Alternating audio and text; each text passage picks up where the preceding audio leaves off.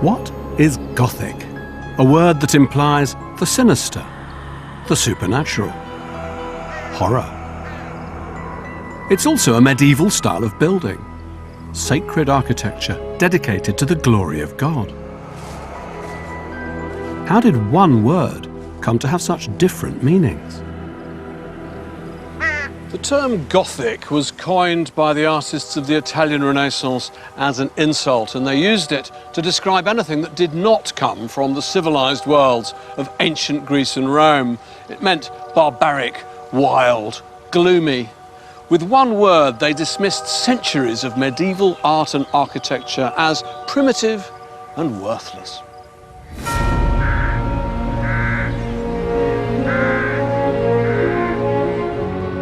The Middle Ages produced some of our most spectacular cathedrals and churches. They contained visions of heaven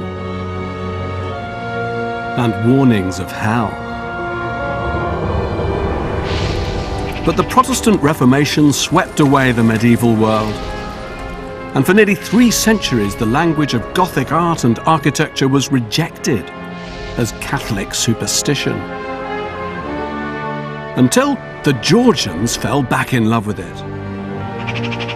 At first, they used it to declare that every Englishman's home is his castle.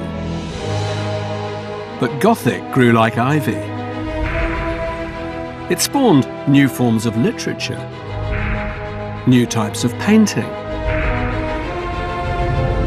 a new taste for terror,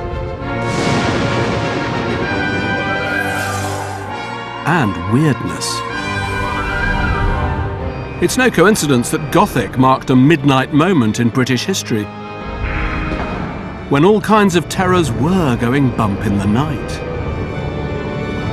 Abroad, revolution in France. At home, new industry with its dark satanic mills. New science with its Frankenstein menace. The British could hardly bear to talk about such things out loud.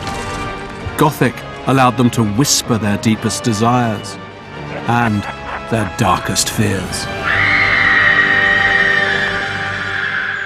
Read them right, and I believe the stones of Gothic revival architecture, the terrors painted by Gothic painters, and the words of the great Gothic novelists amount to nothing less than a secret history of Britain itself.